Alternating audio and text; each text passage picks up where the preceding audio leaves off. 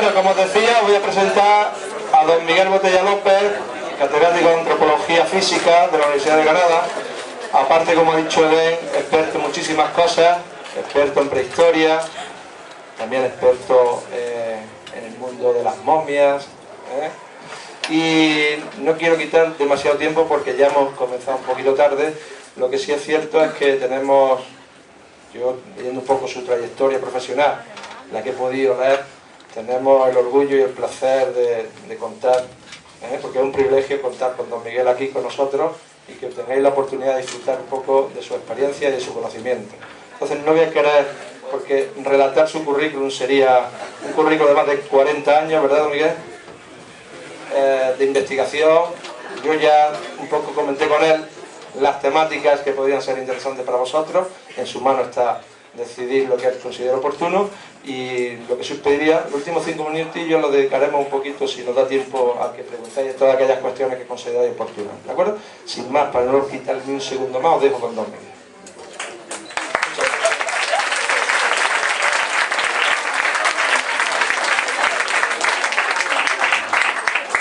Buenos días, yo me encuentro aquí, realmente es un encuentro sorprendente porque me encuentro gente muy joven, personas que dentro de muy poco estarán en la universidad, me encuentro antiguos alumnos, que es un placer, la verdad. Me preguntó vuestra profesora, ¿me recuerdas? Pues claro, no me voy a acordar yo de ella, por supuesto que sí. Y entonces aquí me encuentro que hoy os tengo que contar qué es lo que yo hago. Vosotros habéis visto, supongo todos, aunque no se deba ver, pero todos habéis visto la película Bones, esa es la serie Bones. Bueno, pues lo que yo hago, evidentemente me podéis ver que soy más feo que la señora Bones, pero tal vez un poco menos estúpido, ¿no? Porque es muy creída, no sé si habéis dado cuenta. Pero bueno, sí, nosotros trabajamos en eso. Nosotros trabajamos ahora haciendo identificaciones humanas y haciendo estudios, sobre todo de restos humanos, de huesos, de momias, etc.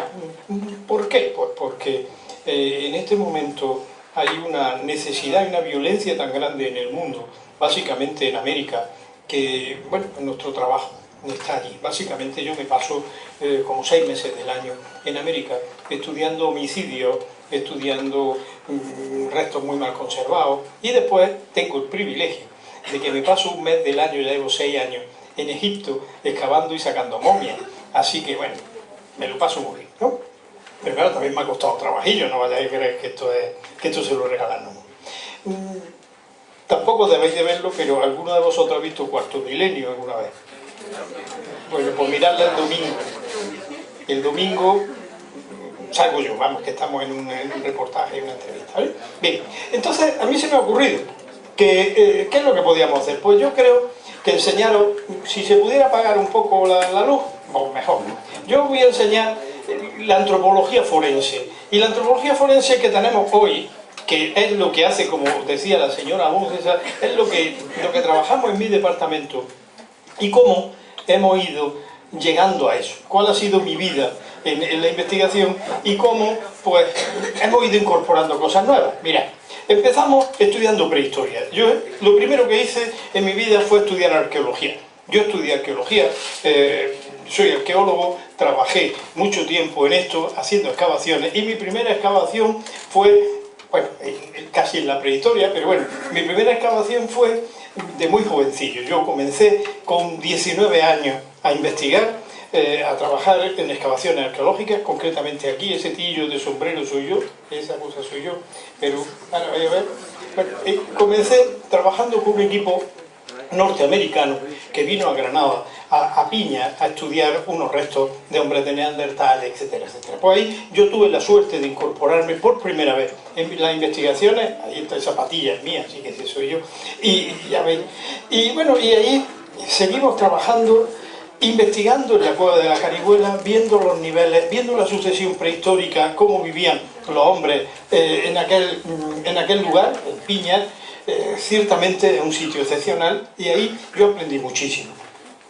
Después, inmediatamente después, tuve pues, la suerte también de que me concedieran el primer permiso oficial de excavaciones. Tenía yo 21 años, y con 21 años comencé a investigar. Aquí estamos en una cueva que pasamos 26 días sin salir de la cueva, algo un poco complicadillo, pero bueno, allí aparecieron unas pinturas rupestres que yo las estoy calcando, las estoy copiando para después investigarlas, ¿no? Un poco más tarde, un año más tarde, comencé a estudiar un lugar cerca de Guadix, donde había elefantes, donde había bueyes, donde había caballos, y era el borde de un lago donde los hombres iban a cazar, porque los animales iban a beber agua allí. Bueno, pues ahí yo ya tenía barba, como veis, ya no se me ha quitado nunca, ya se me va poniendo cada vez más blanca, ya más no se puede poner, pero bueno, ya. Y ahí pues estuvimos trabajando durante 6 años en este yacimiento. Bueno, encontrábamos elefantes, pues estos son molares de elefantes. Este lugar tenía 350.000 años. Y esos 350.000 años se demostraban pues, en estas piezas tan maravillosas, en estos material arqueológico tan precioso, ¿no?, que aparecía en este lugar que se llama la Solana del Zamorino de Fonella. Con ese bagaje ya fui y excavamos en Almería el Peñón de la Reina.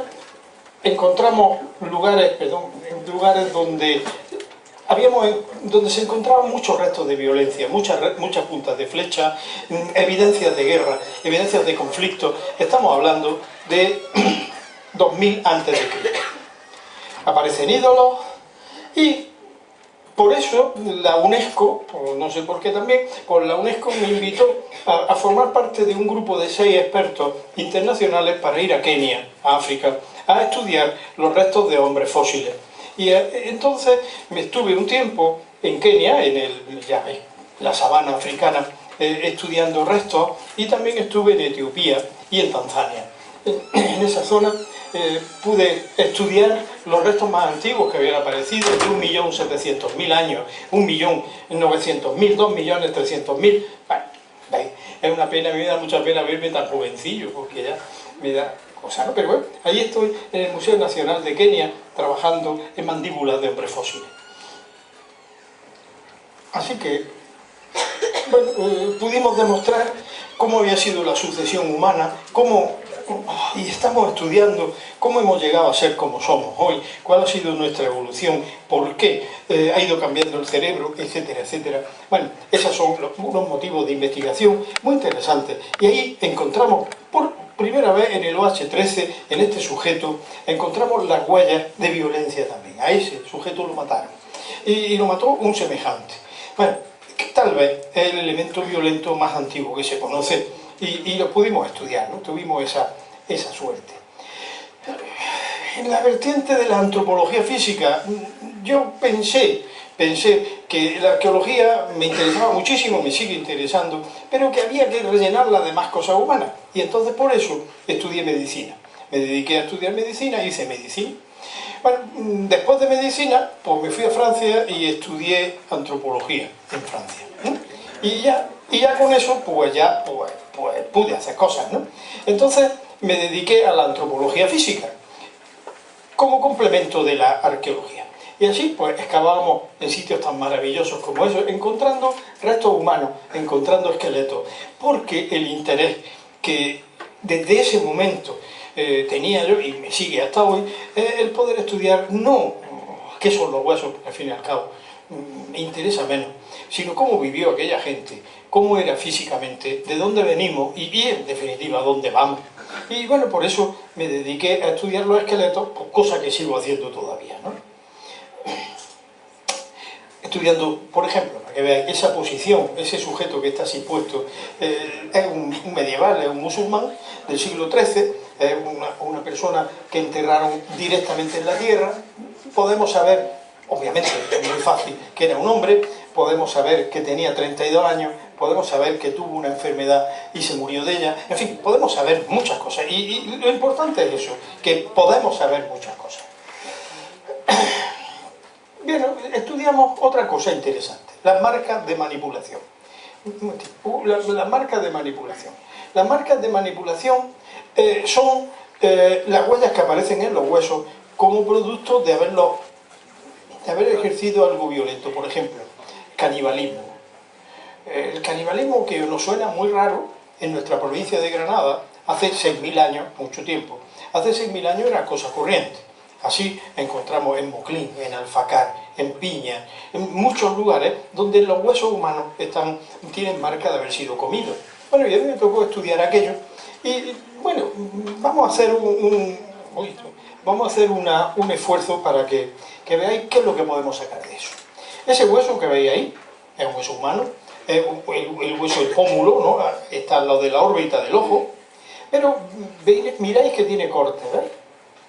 Vale, esos cortes, venga, vamos a meternos un poco al asunto. La persona que cortó eso, ¿era diestra o zurda? Me podéis tener un 50%, vamos, ¿verdad? Pero me tenéis que decir por qué. Era diestra. Es de diestra porque están en un sentido, claro, evidentemente los cortes son más profundos en un lado que en otro. Perfecto. El instrumento era una sierra o un cuchillo. Un cuchillo porque tiene el filo liso, ¿no? Vale. Ya tenemos varias cosas. ¿El cuchillo era grande o chico? Era grande porque así puede hacer más profundo. Bueno, tenemos que tener en cuenta que ese hueso es así de pequeño, ¿eh? Vale. Es un cuchillo pequeño. Es un cuchillo de hoja pequeña. Porque si no, la V que hace, es decir, el hueco, sería mucho más grande. Y ahora, más cosas todavía. ¿Una persona o más personas hicieron eso? Pues yo diría, cuando tengo que hacer el informe, yo diría, eso lo cortó una persona, pero con ayuda de alguien. ¿Ves que no hace falta ser demasiado listo? Mira. ¿Por qué? Pues porque cuando empieza por aquí y mirad cómo los cortes están dispersos. ¿Por qué? Pues porque cuando empiezan a cortar se mueve el sujeto y cuando se está moviendo se le escapa y no corta bien. Finalmente lo agarran, lo sujetan la cabeza y la otra persona puede cortar de una manera perfectamente paralela. Tiene que haber dos personas participando de eso. O sea, que ya tenemos un bagaje de conocimiento sabiendo que podemos encontrarnos marcas en un sitio o en otro, marcas en los huesos, y en los hombres de Neandertal nos encontramos en los huesos exactamente los mismos cortes. Podemos decir, por tanto, que gran parte de los restos de Neandertal que hay de 70.000 años están comidos. Hay canibalismo entre esa gente. Pero canibalismo también hay en Finlandia. Y en Finlandia me fui a estudiar los restos de unos cazadores de focas que se habían quedado aislados en una zona y entonces se habían quedado aislados por el hielo y entonces como no tenían nada pues se fueron comiendo unos a otros hasta que finalmente murieron todos, ¿no? Bueno, eso lo estudiamos ahí en Jet Bolle, en esa isla de Jet Bolle y tal. En México he trabajado mucho, bueno, yo he podido ir 28 o 30 veces a México y ahora voy otra vez. Y en México, sorprendentemente, encontramos una gran cantidad de manifestaciones de canibalismo antes de la llegada de los españoles. Pero no solo era canibalismo, sino que lo que nos encontramos en los huesos humanos que los transformaban en herramientas también. O sea, que utilizaban todo. Habéis visto que aquí se dice que del cerdo se utiliza todo, ¿no? Del cerdo se usa todo. Pues de los humanos en América lo usaban todo. Y así, estos son radios, son los huesos del codo, ¿no? Los huesos del antebrazo, pues son radios humanos transformados, como veis, en punzones. O incluso los fémures transformados en instrumentos musicales, para hacer ruido, moviéndolo, se llaman omichicawastli. Ya hemos conseguido saber algo más, pero vamos a profundizar más y estudiamos las enfermedades que tuvo la gente en la antigüedad. ¿Por qué? Pues porque las enfermedades que tuvo la gente en la antigüedad son las mismas que hay ahora y podemos ver cómo ha ido cambiando la enfermedad. Para que una idea, ahora hemos publicado, ha aparecido hace 3 meses, el primer caso de cáncer de mama, un cáncer de hace 4.200 años. El cáncer era exactamente igual que ahora, no ha cambiado nada en ese tiempo. Bueno, pues eso lo estudiamos nosotros y, como veis, dentro de esos grupos, esos son grupos ganaderos africanos, dentro de los grupos hay enfermedades como por ejemplo las fiebres de Malta, que todavía son frecuentes por esta zona, todavía hay casos de fiebres de Malta aquí, y nosotros las identificamos en los huesos a través de esas marcas que aparecen en las vértebras. Bueno, ya tenemos que decir eso, o la lepra, con esos agujeros en el paladar que podemos ver, u otras enfermedades infecciosas donde podemos ver el deterioro que hay en los huesos. Todo eso nos va a servir para saber cómo vivía la gente. No solo para saber que tenían ollas de cerámica, como si vivían en cabaña o no, sino cómo vivían, cuánto se morían. Y llegamos a una conclusión. Más de la mitad de la gente, más de la mitad de la población, se moría antes de los 5 años. Es decir, había una mortalidad infantil extraordinaria por causa infecciosa, ¿no? Así que ya tenemos un dato también importante con estas lesiones en los cráneos. Pero hay una enfermedad que hoy es muy corriente, que es la artrosis. La artrosis es una enfermedad que, por fortuna, ninguno de vosotros tenéis. Pero también diría, ninguno de vosotros tenéis todavía. Porque si llegáis a mayores, todos la vais a tener. Todos. Si vuestras abuelas seguramente ya veréis que cuando se levanta dice ay, ay, ay, le duele. Pues eso es artrosis, ¿sí? Así que es una enfermedad de la supervivencia, una enfermedad de las personas mayores. Vosotros no la tenéis. ¿Por qué? Pues porque vuestros huesos todavía no se han desgastado lo suficiente. Como veis, es un tema de funcionamiento. Por ejemplo, Messi o Cristiano Ronaldo, toda esta gente que ya los veis que son muy ágiles, que corren tal, pues todos estos futbolistas de élite, cuando llegan a los 40 años o 45 años, todos tienen un problema de artrosis y todos tienen las articulaciones muy destrozadas, porque han hecho mucho ejercicio. Así que eso tenemos que tenerlo también presente. Y la artrosis es una degeneración importante de los huesos. Nos encontramos los tumores. Ya sabéis que hay tumores benignos y tumores malignos. Los tumores benignos parece que son buenos y que no matan a la gente. Bueno, relativamente, ¿no? Este es un tumor benigno que está en el ojo, en la órbita, pero claro, mató a la persona porque creció y tal. Hay tumores benignos que pueden pesar 30 kilos. Entonces, claro, eso es incompatible con la vida. Pero los benignos funcionan bien y tienen una supervivencia importante, como este, por ejemplo. Sin embargo, los tumores malignos, cáncer de próstata, cáncer de mama, etc., siempre son más malos porque el tumor emite las células, pasan a la sangre y de la sangre se distribuyen por todo el cuerpo. Aquí en este caso lo veis en los huesos. Cada elemento de estos son células de próstata, con cáncer de próstata, que se han migrado hacia los huesos, que se han depositado en los huesos y hacen nuevos tumores. De ahí está por lo que se trata de un tumor maligno, ¿no? Bueno, y finalmente, con todo eso que conocemos, arqueología, antropología física, marcas de corte, etcétera, etcétera, pues llegamos al final. El final es la antropología forense. La antropología forense, que es lo que vosotros más conocéis en este momento, que es el estudio de cadáveres, el estudio de manipulaciones sobre los cuerpos, es decir, los descuartizados, los homicidios en los que le cortan el cuello, los homicidios complicados, los disparos, etcétera, etcétera. Eso es lo que ahora nosotros estudiamos.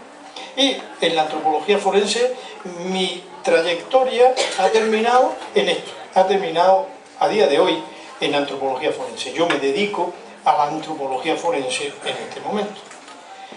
Bueno, ¿qué es la antropología forense? Pues la antropología forense no es ni más ni menos que una parte de la antropología física, de lo que yo he hecho siempre, aplicado a temas de interés judicial. Me explico. Aparece aquí en una obra, aparece un esqueleto humano. Eso es muy frecuente. Aparece un esqueleto humano. Entonces a mí me llama la policía y me llama el juez y me dice, dictamine si esto es antiguo o moderno. Si tiene menos de 20 años es un caso judicial. Si tiene más de 20 años ya no es judicial. Ya sabéis que la legislación española admite hasta 20 años. Por ejemplo, un homicida, una persona mata a otra, y si el crimen no se esclarece en 20 años, cuando pase 20 años y un día, esa persona puede decir en el periódico, yo lo maté, y nadie lo puede detener ya. El crimen ha prescrito, salvo los crímenes de lesa humanidad, es decir, los crímenes por atentados terroristas o por genocidio. Los demás Así que si yo mato a una persona y no me agarran, a los 20 años y un día yo ya puedo perfectamente, ya mi pena o mi delito ha prescrito. Pues eso pasa. Y entonces, por eso nosotros tenemos que actuar rápidamente en esto. Pero claro, el actuar rápidamente es complicado. No es encontrar un esqueleto. Mira, esto es una fosa común de Ruanda. En Ruanda, como sabéis, en 3 meses mataron a 2 millones y pico de personas. Hubo un genocidio, un exterminio, y los metieron en fosas comunes. Ahora nos llaman y nosotros tenemos que identificar a la gente a partir de esos restos. Es prácticamente imposible porque es muy complicado, ¿no? Pero en fin, ahí en Ruanda hemos estado trabajando y lo primero que hacemos es observar. Ante unos restos, en este caso es un hombre momificado que apareció en el campo, llevaba 3 meses muerto. Bueno, pues lo primero que hay que hacer no es ponerse a trabajar, no. Lo primero que hay que hacer es examinar aquello, mirarlo tranquilamente, ver lo que se va a hacer y después hacerlo, porque si no, metemos la pata. Tanto es así que nosotros utilizamos elementos, pues veis, estos son luces de distinta longitud de onda para poder ver las lesiones. Aquí tenéis un cadáver. Este es un caso interesante que tuvimos aquí en Granada, que era una muchacha que había aparecido muerta en el pantano de Cubillas, y estuvimos, creo que fue 11 horas examinando, solamente examinando el cadáver, solamente examinándolo. Estábamos policía judicial, policía científica y nosotros, los médicos forenses y nosotros. Y entonces estuvimos viendo, como podéis observar, se ven muy bien, dependiendo de la longitud de onda, se ven las lesiones. Aquí se ven las marcas, pero si empleamos otra longitud de onda diferente, se ven de otra manera. Aquí se ve que hay una, aquí se ve prácticamente la mano de sujetarle el brazo. Bueno, finalmente dedujimos, antes de empezar la autopsia, que se trataba pues, de un caso que la habían maltratado y la habían estrangulado posteriormente. O sea, el más del 60% del resultado de la investigación fue la observación. Bueno, entonces nosotros, un patólogo forense, es decir, un médico forense, aunque sepa antropología forense, no es un médico forense, no es un antropólogo, y un antropólogo igual. Así que todos tenemos que trabajar en lo mismo y formamos equipos en los que los de ADN, nosotros, la policía, etcétera, trabajamos. Y desde luego tengo que decir que yo nunca he tenido el menor problema, siempre he trabajado contento, bien con todo este grupo o estos grupos de personas, y creo que nos va muy bien el trabajar en ese equipo que es fundamental, ¿no?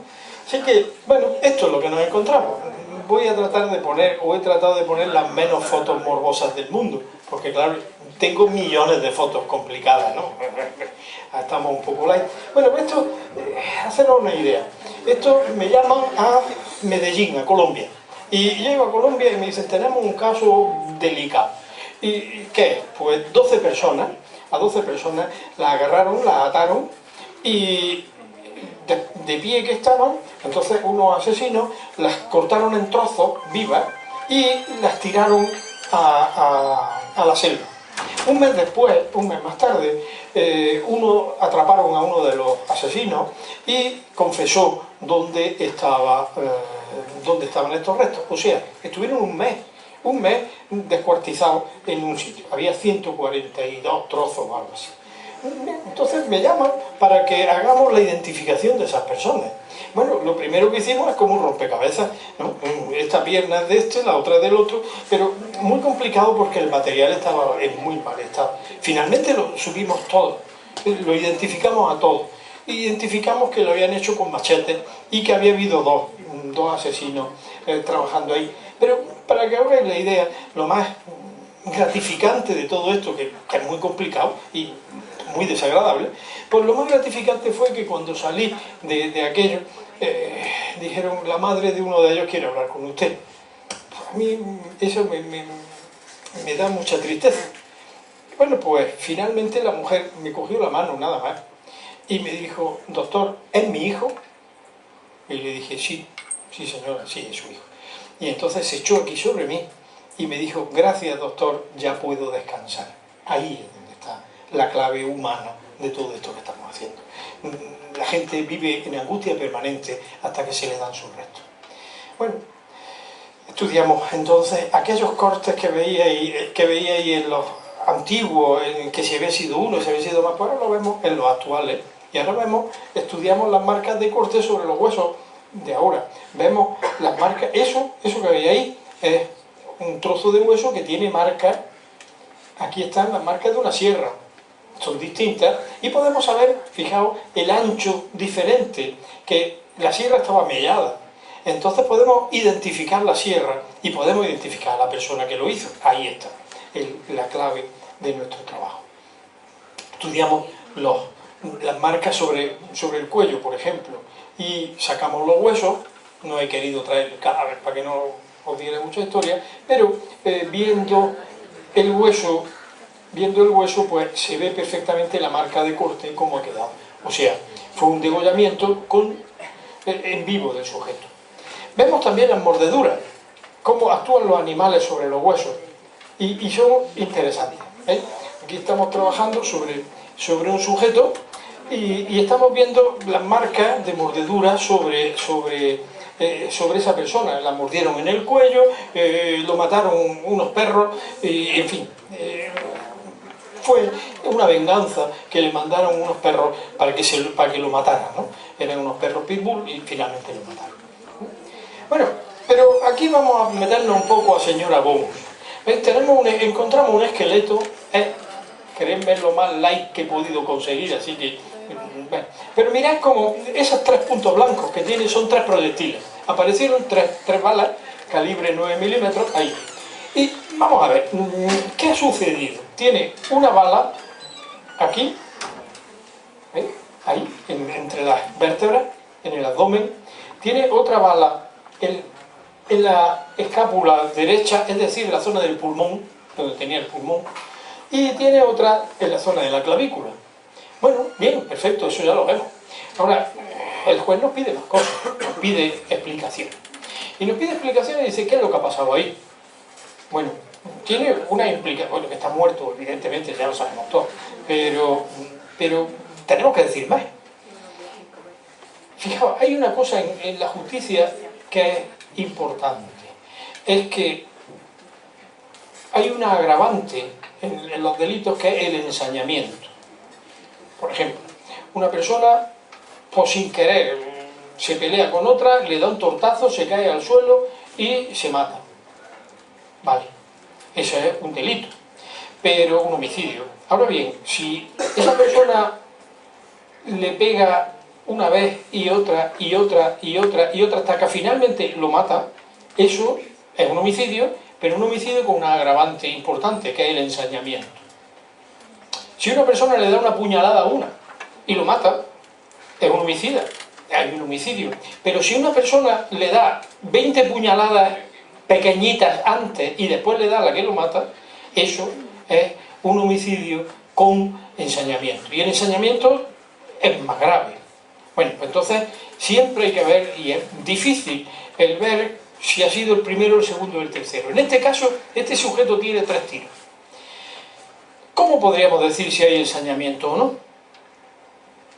Pues vamos a ver. El primer disparo, el de arriba, el de la clavícula, ¿es mortal? Puede serlo a la larga, es decir, si rompe una arteria, pues puede que se muera en 1 hora o 2. Pero directamente no lo es. ¿Vale? Hay un disparo. Después tenemos el segundo disparo que afectaría al pulmón. ¿Puede morirse de una hemorragia? Pues sí, pero se puede ahogar, claro, naturalmente, pero tardaría un tiempo. Y el tercero en las vértebras, ahí, exactamente ahí donde está la arteria aorta. La aorta, un impacto en la arteria aorta supone una muerte prácticamente instantánea. ¿Por qué? Porque la aorta es muy gorda, es una arteria que mide mucho más de una moneda de 2 euros de diámetro. Así que pasa toda la sangre por ahí. Lo que sucedió es, el primer impacto, el primer disparo es aquí. El sujeto le dan y ya está muerto prácticamente. Entonces cuando le dan el disparo el sujeto se cae. Y a medida que se va cayendo, va teniendo uno aquí y después el otro ahí. Va cayendo, y finalmente cae al suelo. Por lo tanto, el primer disparo ha sido mortal. Por lo tanto, los otros dos no tienen importancia dentro de un punto de vista legal. Matar a un muerto no es un delito, ¿no? Así que allí se demuestra que no hubo ese ensañamiento. Bueno, ¿cómo hacemos? Cuando encontramos cosas de este tipo, ¿qué podemos saber? Pues lo primero, el sexo, la edad, la talla, el grupo, etcétera, etcétera. Es muy importante. Si sabemos el sexo, ya sabemos, quitamos a la mitad de la población. Si yo de aquí tengo un esqueleto vuestro y digo, es una mujer, pues elimino a todos los hombres. Y ahora si digo, bueno, en vuestro caso no, pero si digo, tiene 17 años o 15 años, pues 15 años aquí mucho, pero en la población no hay tanto. Así que vamos sabiendo eso.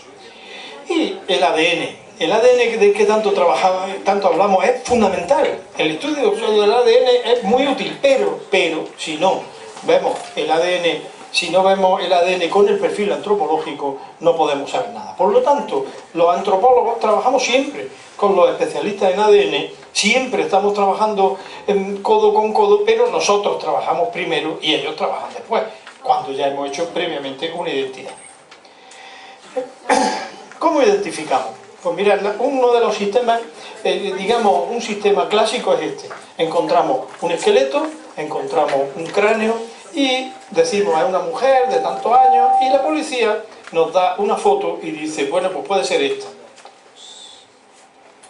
Y ahora superponemos, la llevamos al mismo tamaño y la superponemos la foto y nos da, ¿veis?, el cráneo sobre la cara de la mujer. ¿Es la mujer? Sí. Decididamente, pues ya está. Ahí se acabó. Ya está identificado.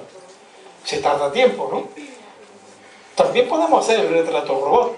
Y ese retrato robot se hace, ¿veis? Ahí está limpio. Y esa es la imagen que nosotros entregamos a la policía. Y la policía va enseñándola a las familias que ha desaparecido. Y finalmente nos sale que es esta persona. ¿Eh? Tiene un parecido aceptable. Pero seguimos investigando y entonces hemos incorporado en nuestro departamento los escáneres láser en 3 dimensiones. Esto ya es otra historia. Y ahora, para hacer la identificación, conseguimos hacerlo lo mismo que hemos hecho, pero de una manera automática, de una manera con el ordenador. ¿Veis? La identificación es buena.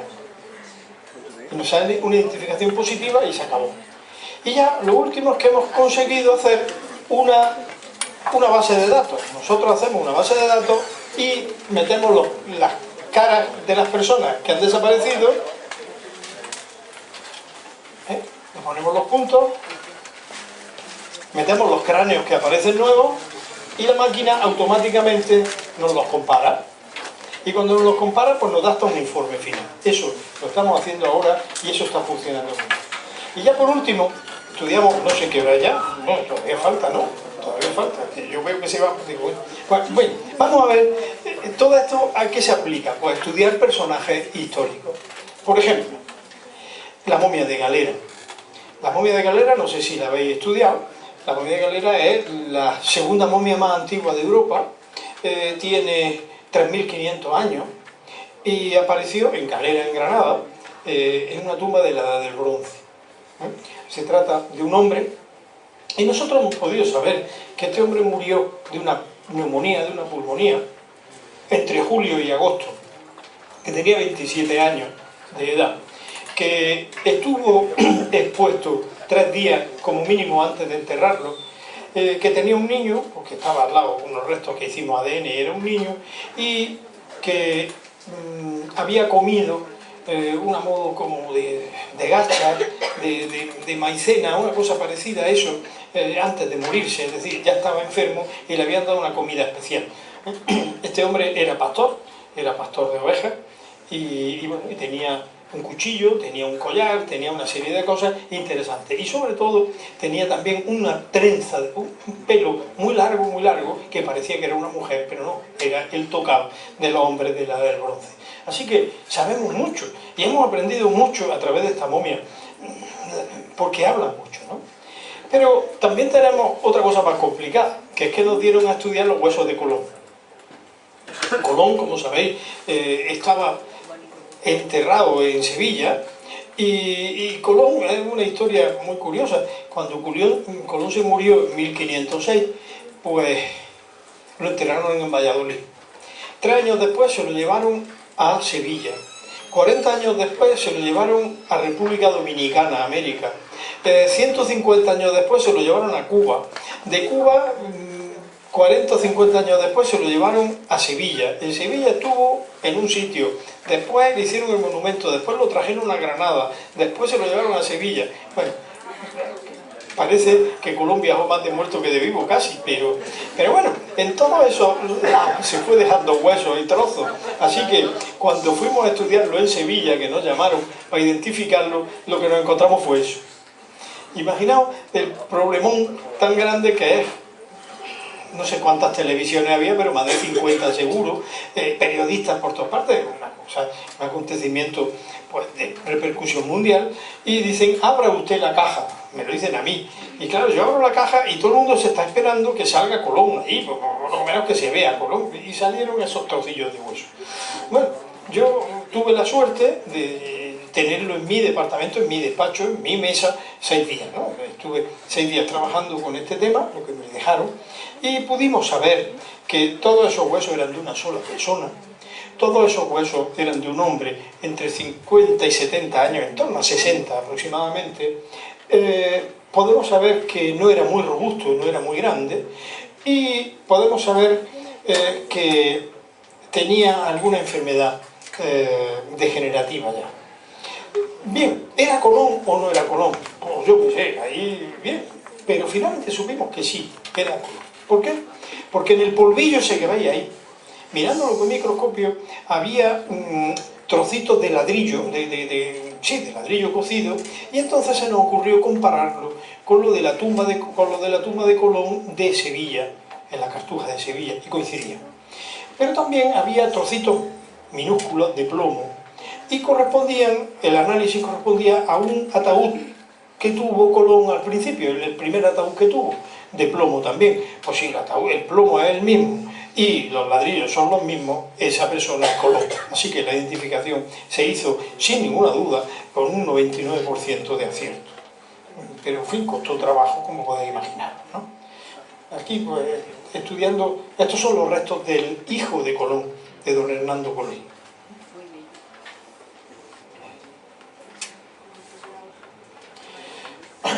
Nos trasladamos a América, y en América, en México,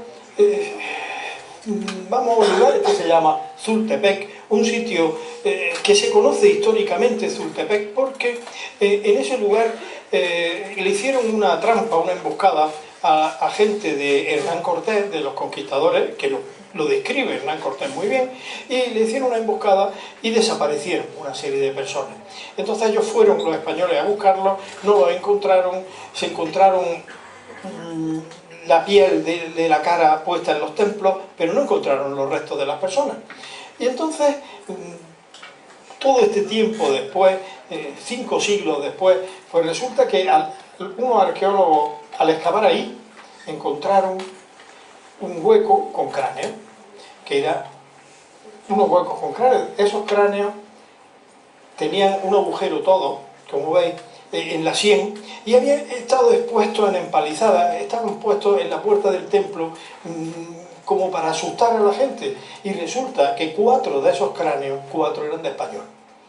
Seguro, el cráneo es diferente. Pero no solo eso, sino que uno de una mujer era de una mulata, una mujer mezcla de negro y blanco. Y qué raro que hubiera una mulata. Entonces miramos en la lista de embarque de otro de los que fue con Cortés, Pánfilo de Narváez, y había una que se llamaba Doña Isabel Parda. Dice, es parda, esa era. No se sabe nada de ella, de la historia, porque cuando desembarcó la mataron, pero se trata de esa. Hemos identificado a Doña Isabel a través de los huesos 500 años más tarde. Mira, esto está muy claro, este es un cráneo de los indígenas.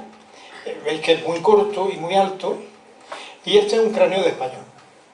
Es un cráneo menos corto, con un abombamiento aquí, típico de los españoles, etc. Este es un cráneo de español sacrificado en ese acto. Esta es la mujer parda, ¿Veis que tiene un pronatismo, tiene muy saliente la boca? Esta mujer es mulata. Bien. Seguimos y estudiamos al príncipe don Sancho de Castilla. Príncipe del siglo XIV. El príncipe don Sancho está en Toledo. Era hijo de Pedro I el Cruel, y si este niño no se hubiera muerto, posiblemente hubiera sido el rey. Y entonces seguramente no hubiera reinado Isabel la Católica.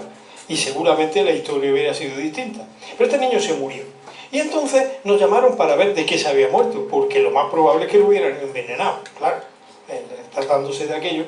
Bueno, pues nosotros estudiamos estos restos, estudiamos este niño, que está muy bien conservado, está en un monasterio, le hicimos radiografía, le hicimos de todo, y resulta que llegamos a la conclusión que este niño se había muerto de un problema pulmonar. Este niño había tenido una pulmonía importante y lo habían dejado abandonado al niño, posiblemente para que se muriera, como así sucedió, y después se lo llevaron a ese lugar.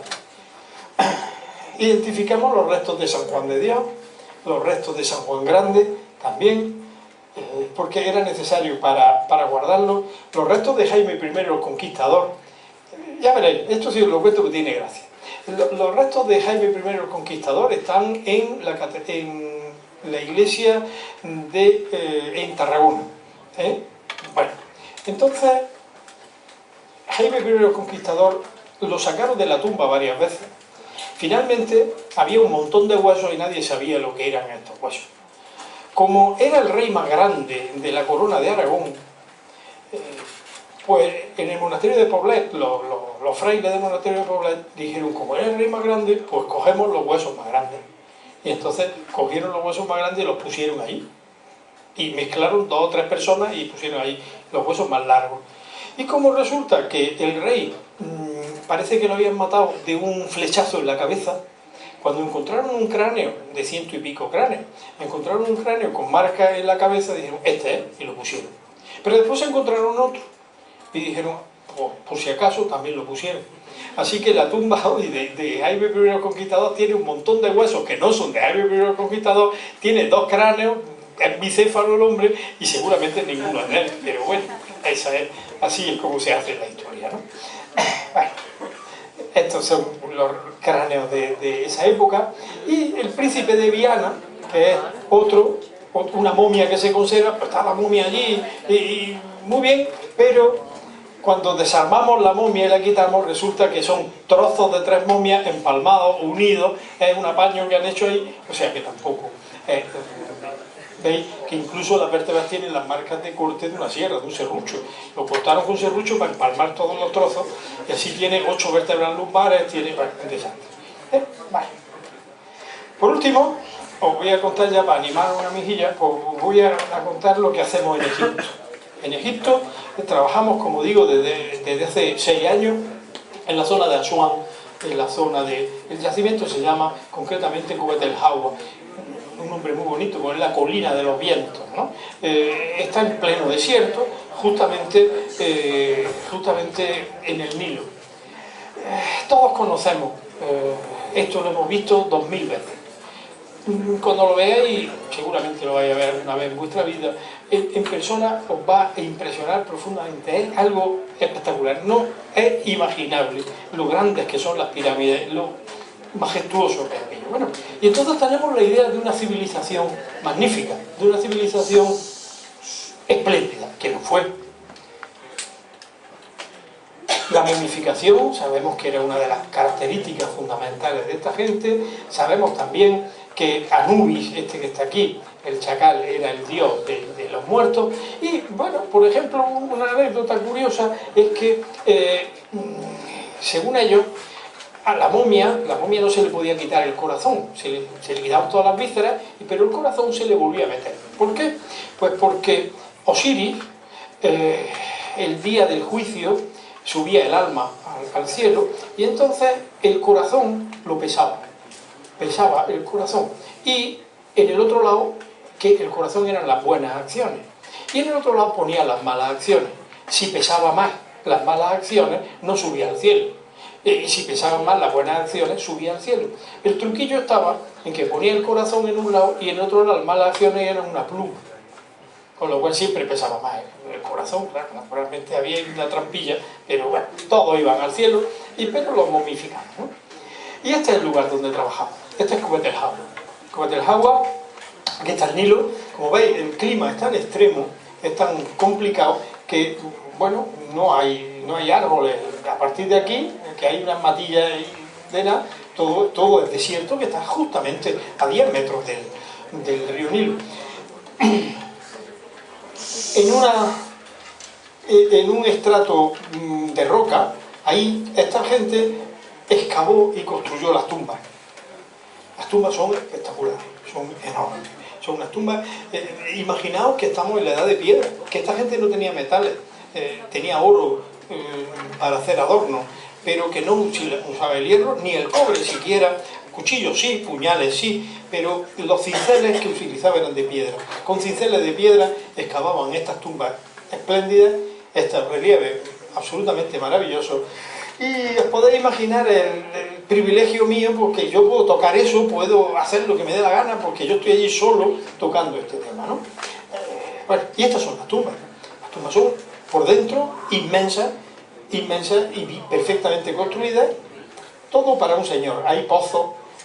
Esta es, al fondo, esta pintura, estamos hablando 2200 años antes de Cristo, y bueno, esta es la tumba del señor Saremput, de un gobernador, que, bueno, pues ahí le ponían la ofrenda. Teóricamente, el señor, por la noche, salía el espíritu y se comía la ofrenda. Se la comería algún listo de turno, ¿no? Pero bueno, eso era así. Pero la verdadera tumba del señor no estaba ahí. Estaba 16 metros más abajo en un pozo. También tenemos descripciones de personas. Hemos encontrado huesos de pigmeo, los pigmeos, que están a 2200 kilómetros de allí y están muy lejos, y nos demuestra que aquellos egipcios viajaban muy lejos para conseguir el oro, básicamente el oro y el marfil. Mirad la diferencia en el codo de una persona normal y de un pigmeo, o el cráneo de un pigmeo y de una persona normal, que es de los que hemos encontrado. Bueno, pues allí nos toca excavar los enterramientos, ¿no? Bueno, y entonces tenemos que ver las enfermedades que tenían, los adornos, es decir, los objetos. Mirad, este tiene aquí una figura de un escarabajo con alas, y ese escarabajo era el que se encargaba de llevar el corazón hasta el cielo, ¿no? Teóricamente. Bueno, pues ahí lo excavamos, o estudiamos los huesos en una temperatura realmente elevada, pero bueno. Y encontramos cosas, por ejemplo, como polio. La polio, que afortunadamente vosotros no tenéis, gracias a una vacuna que se os pone y que encima ya ni os acordáis de ella. Bueno, pues antes era bastante frecuente en nuestro país, ¿no? Ahora ya no existe. Pero en Egipto antiguo existía la polio, veis el fémur cómo está estropeado, pero también tenemos imágenes como esta, en la que se ve un sujeto con polio. Mirad, está aquí, tiene un bastón y tiene una pierna más pequeña, más corta y más flaca que la otra. Es una persona con polio. Bueno, fracturas, es lógico, estamos en la frontera, las peleas, las guerras eran frecuentes, y así nos encontramos incluso esta persona, este cráneo con un corte que fue la causa de la muerte del sujeto. ¿Veis? Le dieron un espadazo, o este otro sujeto que le dieron en la parte superior de la cabeza, aquí en la nuca, y también lo mataron. Son homicidios de esa época, de 2200 a.C., que nos estamos viendo hoy. Enfermedades como la hernia de disco, tenemos varias. Enfermedades carenciales, que nos demuestra que los niños tenían muchos problemas de anemia, problemas de parálisis, o, para que os hagáis una idea, esto es muy curioso, ese que hay ahí, este que hay aquí, se trata de uno de los personajes importantes de la zona. Conocemos su nombre y toda su hazaña. Se llamaba Saremput II, y bueno, hay esculturas de él, ahora la vamos a ver, y resulta que haciendo el estudio antropológico se murió, era negro, y se murió con 17 años. Así que un señor tan importante, tan conocido, y finalmente era prácticamente un niño, ¿no? Este es el cráneo de Sareput, que veis que tiene unas características negroides interesantes. Y esa es su escultura. Esa es la imagen de Sareput que se conserva. Y aquí, en los jeroglíficos, hablan de todas las hazañas que hizo, de todo lo que hizo un muchacho de 17 años. Bien, pues ya lo hemos estudiado. Trabajamos en los pozos es donde están las tumbas en el fondo, y finalmente, pues, nos toca excavar los restos, viendo allí un ambiente un poco complicado si queréis, pero bueno, apasionante, donde estudiamos las momias, estudiamos lo que hicieron y estudiamos las enfermedades que tuvieron, ¿no? Esta es la madre de ese que hemos visto antes. En todos los ataúdes es muy interesante, ponen el nombre de la persona. Aquí dice hija de Osiris, bueno, pero le ponen los ojos, y eso es para que el espíritu, el alma, salga de ahí y está mirando el mundo a través de sus ojos. Bueno, finalmente, ya para terminar, porque no hay cuestión, se dice, como sabéis, que los huesos hablan. Sí, señor, hay que saber entender lo que dicen, ¿no?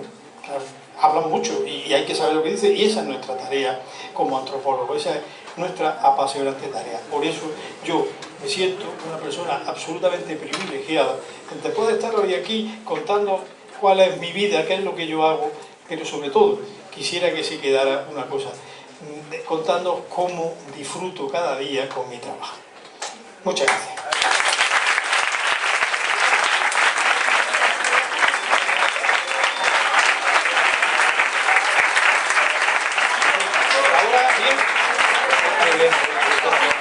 A ver, rapidillo porque tenemos un segundillo. Daniel, ¿nos sentamos? 2 o 3 preguntillas. Ven. Espérate un segundillo.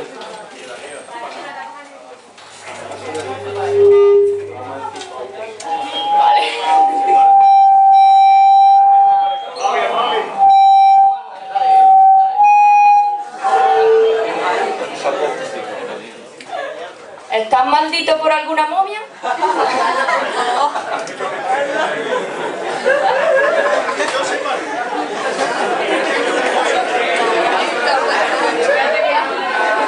ver, Daniel.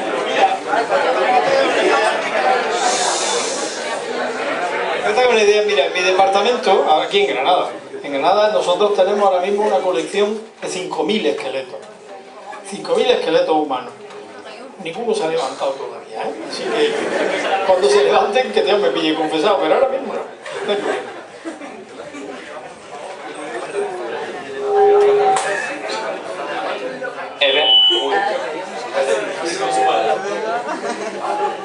¿Es verdad que se puede saber la antigüedad de los huesos por el carbono 14?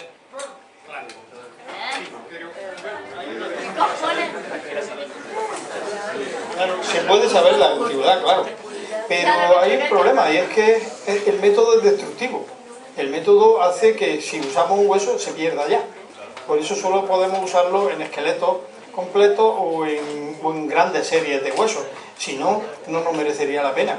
Si tenemos un cráneo de Neandertal y lo vamos a destruir, no nos merece la pena. Pero el carbono 14 hoy da una precisión bastante buena. Venga, la última. Ahora, pues la última la hago yo. 2 cosillas. Miguel. Una, el papel del doctor Lolori en la antropología forense, nos reseñaron un poquito, ¿no? Tiene algo que ver con el asunto. 2, me he perdido el inicio, me ha tenido que salir un momento. ¿Por qué estudio antropología? No, pero sé yo que hay por ahí algún maestro que algo tuvo que decir en esto. Y la tercera, no sé si alargarme mucho, porque tenemos otra cosilla. Me gustaría preguntarte, esto de que le citen en series como Bond y demás, ¿cómo se lleva? Bueno, vamos a ver. La primera, ¿cuál era? Ya no me acuerdo. Doctor Lori, bueno, es que da la casualidad, me ha tocado el punto, porque estoy agobiado porque este fin de semana tengo que terminar un artículo sobre el doctor Lori. El doctor Lori era un médico granadino, que después fue catedrático en Madrid y se dedicó a la antropología. Este fue el hombre excepcional, en todos los sentidos, que él puso a punto el estudio de las huellas dactilares. Todos vosotros habéis visto que las huellas pues, son un sistema de identificación magnífico. Bueno, pues eso lo hizo el doctor Lori en 1898 y todavía hoy se está usando. Así que es un método barato, sencillo, rápido y desde luego que no falla. Eso es gracias al doctor Lori. El doctor Lori es una de las grandes figuras de la medicina y de la ciencia española, que hasta ahora está un poco olvidado, pero creo que merece mucho la pena. La segunda pregunta es, bueno, no sé cómo te has enterado, pero vamos a ver, yo tenía 13 años, mi vocación vino, fijaos, pues yo tenía 13 años y en el colegio donde yo estaba, mi maestro, un hombre que nunca olvidaré porque ha sido decisivo en mi vida, de todo punto de vista, pues mi maestro recibió un artículo de investigación y aquello no le gustó y lo tiró a la basura, lo tiró a la papelera, y yo, que era un niño así muy rata, pues lo cogí bueno, y entonces me lo leí, no me enteré de nada, pero me apasionó ver que había hombres prehistóricos en Granada, porque era una cosa de piña, y entonces yo me pasaba la hora mirando aquello y cogiendo piedras y todo aquello, y pude ir a Piñas, estuve trabajando en Piñas, conocí a mi novia en Piñas, ya viví casi todo Piñas, ¿no? Bueno, todavía guardo ese trabajo, todavía lo tengo en mi casa y de luego lo guardo con un cariño extraordinario porque ese trabajo, ese artículo, ese maestro fue lo decisivo en mi vida, lo que me ha llevado pues, a llevar a donde hoy estoy. Y la tercera que dice, ¿cómo se lleva eso? Pues mira, hay una cosa, dos cosas importantes, la vanidad, pues sí, la verdad que... Pero a mí me sorprendió, mira, yo no veo casi nunca, o prácticamente nunca veo Bones, esa serie, porque me da cosa, porque ellos son tan listos, ellos arreglan 4 casos en 1 hora, hacen cosas, ellos miran por el microscopio, la doctora Bones detiene a la gente, ella los detiene, ella, bueno, es maravilloso y yo no, pero me da mucha envidia. Pero un día estaba yo viendo aquello y dice, este es un hombre, este es un fragmentillo de hueso, y una que es así como mulata, no sé, una más que está allí, que también es mulita, le dice, esto es de un hombre. Y dice ella, ¿por qué lo sabe? Y entonces dice, por las tablas de alemán y botella. Y yo me quedé, y dice, me cita a mí, Bones. Y es que Bones tiene unos guionistas muy buenos.